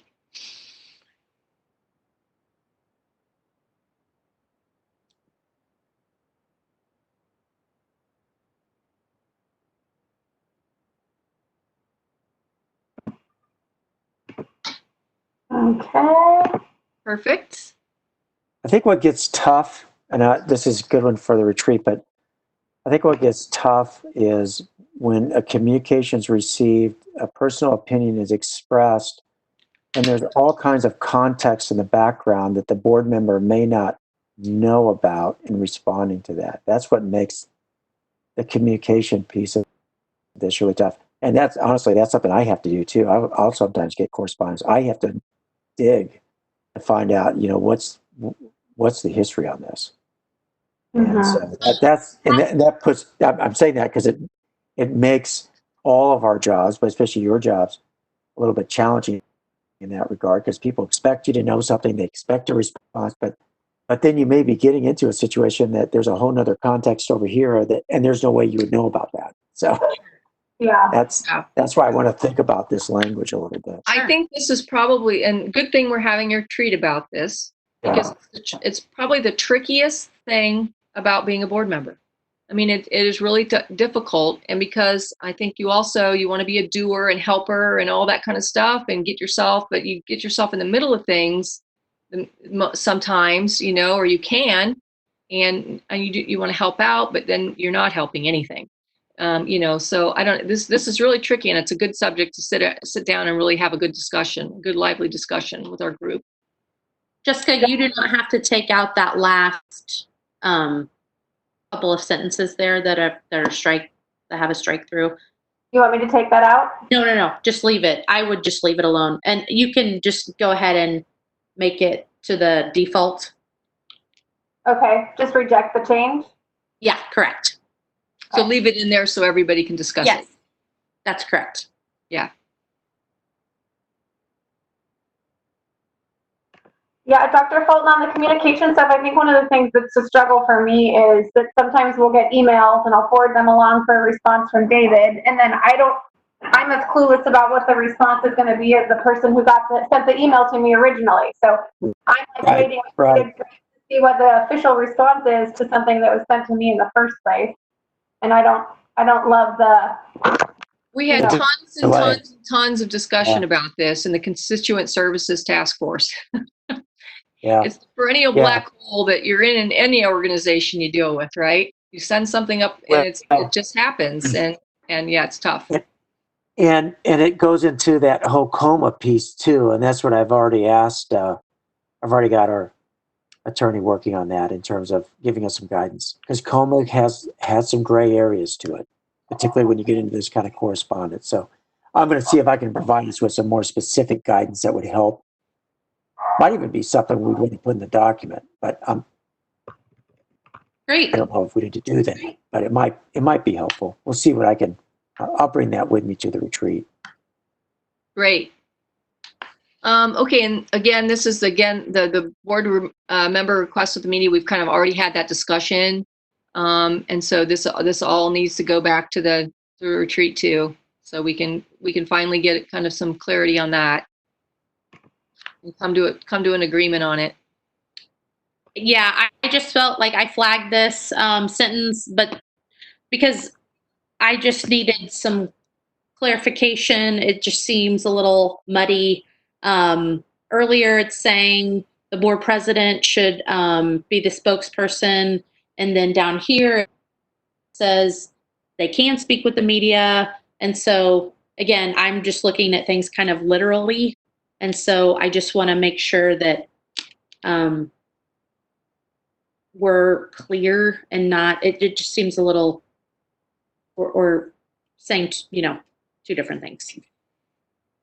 It's conflicting. This is a really, really hard line. Sure. This is a difficult thing because, again, you're an individual board member, and you can speak to the media, clearly stating that you're only that. But the issue is, do people then perceive you as speaking on behalf of the whole of the right? If you're identified, if you're identified as a board member, then people don't differentiate between you speaking for the board as a whole or speaking for yourself.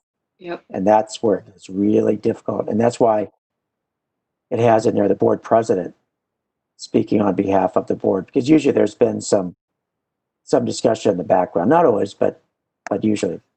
And part of it is when the person assumes that role as board president, they understand that they have the responsibility of, it's a big responsibility Mhm. for speaking on the board. as a I whole. think it's good to think about an example too, like, from a board that's maybe dysfunctional, a really dysfunctional board, and you have, a lot of split votes, and you have individuals then, and you have a lot of immediate attention to that. And, the instant that, we don't have that now, right? We do things right. But the issue is if you really would get somebody on the board or have a board that really was divided, and that would be the issue, is that people, we've seen that I've seen it on TV happen, where they catch the individual board members leaving that aren't happy and voted a certain way, and it's bad. That doesn't foster very good relationships in the community, or a trust in the board. So that's the issue, but it's a real fine line, because individual board members do have rights to be able to speak Yeah. and whatnot, Right. but it's a the interesting thing though is like, we should state clearly we're speaking as an individual and not on behalf of the entire board, right? Okay, well, I can say that until I'm blue in the face to any reporter, right? But the reporter will likely put SMSD board member. So, That's right. you know what I But- mean? And so that's why Yeah. I'm just like in my head going back and forth. Well, earlier it says the board president is the spokesperson. Here it says we can speak as individuals, but we have to say we're speaking not as a board member, and yet that media person will undoubtedly put SMSD board member. You know what I mean? Oh yeah, that's the problem. that's right. I guess that's why it's such a great board retreat conversation, because it really does make a difference. I always think about with my kids in school, I could go in and say, "I'm just here as a Yeah, parent, not superintendent." Yeah, no, you're not. You're still. Yeah. Doesn't right. matter what you say. Exactly right. You still have that hand on. You can't ever leave it. You're Well, still and looking it's through the sweat, Dr. Cole. Truthfully, with any of us going in a school building, once you become a board member, it's just like it totally changes, So Right. once you have that Right. title, or whatever, they look at you differently. Yeah. So And I it's- think it's useful to know. I think that we have a sort of fundamental assumption as a board that 7-0 votes are the best, and they're a symbol that we're all rowing in the same direction. But I also think it's okay to imagine times when there's going to be disagreement on the board, and that doesn't mean we're a dysfunctional board. That means we're engaging in healthy, good conversations about really hard things. The foundation I worked at for years, I was on their board meeting 3 weeks ago, and they had their first non-unanimous vote in 17 years.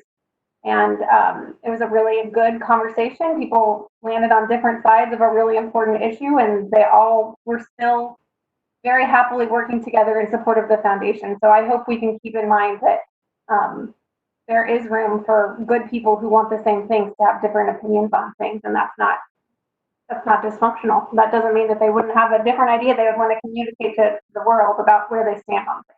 Yeah, and that's what it's, our conversation that we had earlier, about that you honor it, and that you abide by it, and that you move on, and you support the decision that the board has made as a whole, as Yep. opposed to, it's not going to make you decide, I'm quitting, I'm not doing this anymore, I'm, just because of that one issue, that you were able to move on and make it work.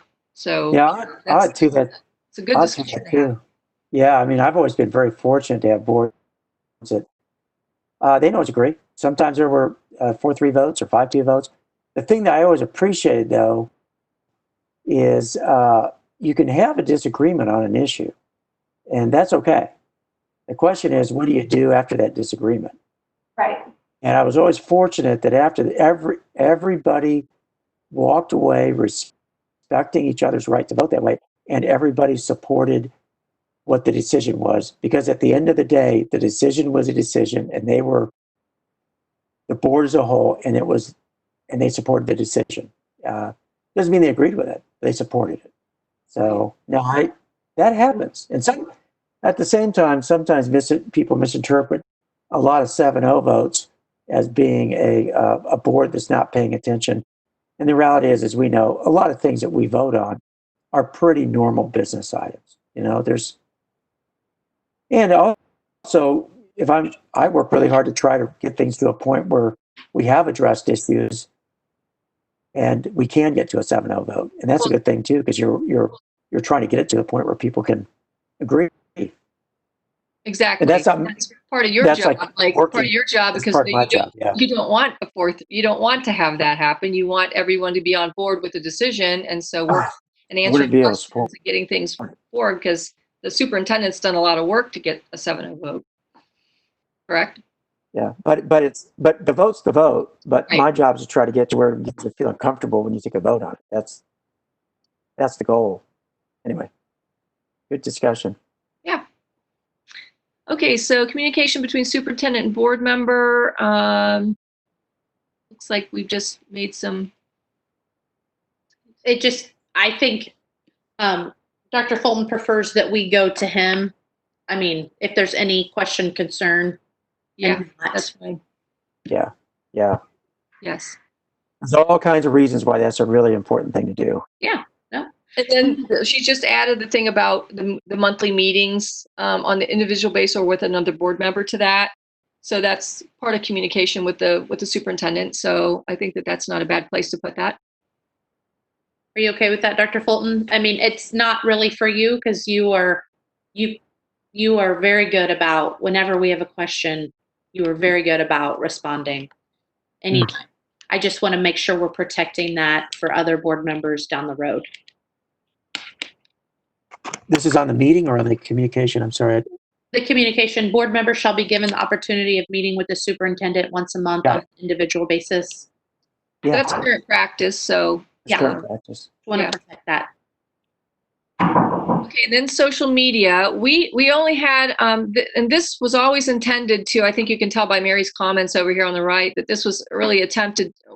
There was only like one line on the whole thing because we were kind of waiting to see if we had some guidance from maybe legal or somebody else or a social media committee. I'm not sure. So anyway, that's why. And so, but Jessica's taken it. She found some information from a Texas board, maybe document, and added to that. So this probably, unless you guys, I think it should probably all go to probably and talk about this in the retreat, because this is one of the retreat topics, correct? Yes. Yeah. Sounds good. I'll just accept it all and then flag it for the retreat. Yep. I think that's good. And then I think, oh my gosh, did we get done? Oh shoot, there's a little bit more. Okay, darn. I don't think there's much more discussion though. Yeah, there's a couple more. 1, 2, 3. Okay, yeah, we have a couple more sections. Sorry, I thought we were done. It's 4:50, so we got about 5 minutes, so we'll zip through the rest of this. Yeah, I apologize. I'm going to have to go. No, I don't blame you. Okay. Okay, so social, she's just accepting all of that quick.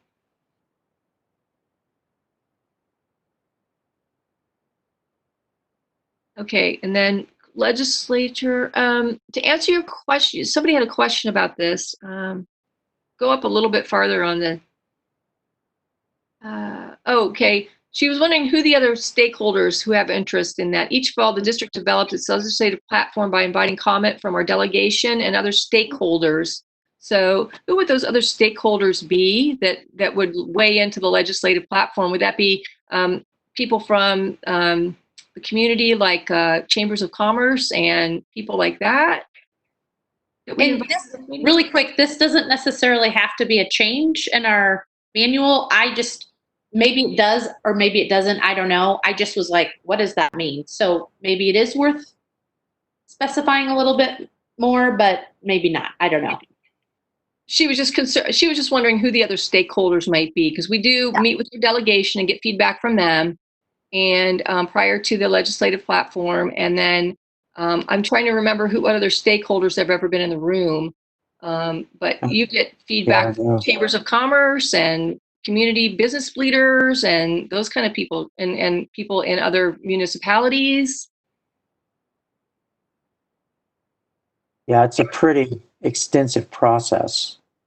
I think I would just leave it because there are other stakeholders, I'm sure, that weigh into it. And Jessica and I haven't been through that long enough, so I have no idea what that looks like. But I'm sure once we get to that point. And again, this is just speaking in one voice concerning once we actually approve a legislative platform at a meeting. So the committee does it, they work it, then it comes to a meeting, and then once that is voted on and approved, that's the one voice we're talking about. Okay, that it's important for the district to speak with one voice concerning matters on the legislature that concern the district, and so that's the one voice. I don't know why. The one voice being the legislative platform. So probably it's the fact that you haven't gone through that process, maybe potentially. Yeah, to see how it works and how we approve it, we vet it, we approve it, and then once we have that platform, then that's the one voice that the district uses, and all the people, all of us board members, and that deal with legislators would. Sounds good. Sounds good. Okay. Quick. Is that okay? Yeah. Okay. Me. And then buildings visits. She has a question again for the direction from the superintendent's direction to the Board of Education. Yeah, so board members should notify the superintendent prior to visiting buildings during school hours when they are not attending a normal parental activity or patron event. Dr. Fulton, correct me if I'm wrong, but I believe you've instructed me that if I want to visit a school, I should coordinate that with you and not the principal of that school. Yeah, typically we've done that, and it's just contacting Terry, so she's aware. And sometimes it's about knowing what's going on in certain buildings. But I think why don't we talk about that one at the retreat? Yeah, that's a good one. We can do that pretty quick and just come up with a good procedure. Yeah, sounds great. And then, okay, board development. Well, I think we have our agenda for the board retreat. Yeah, well, it was primarily around communication anyway, so this is all good stuff to talk about.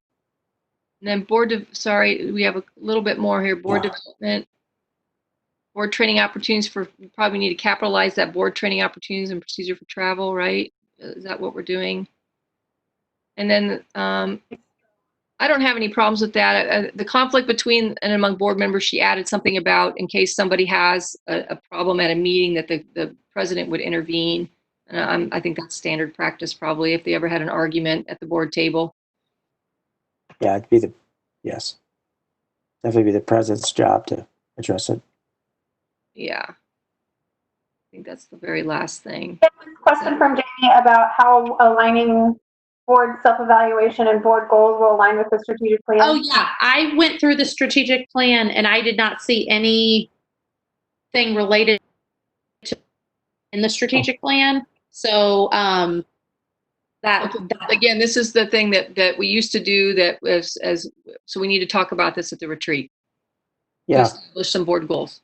I did tell the strategic plan and there's nothing about the board. So yeah, this is just something that you guys haven't been a part of yet.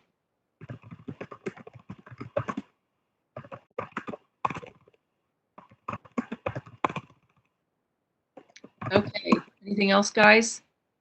Does it look like we got the rest of this done? Yay! All right, great. Woohoo! Okay, and then okay, so Mike, if you need to go. Okay. Wait, if he goes, okay, you need to make me host, or otherwise, if you go, you terminate the meeting because you're the host. Oh, okay, never mind. Okay, well, we better. He can go. He just needs to make me the host. just right click on my name. Terry, am I the host since I was sharing? I think you had to make me, or maybe not. No, you are a presenter. Okay. it says All I wanted to see is who's going to tell Heather all these different things that are on here that we need to.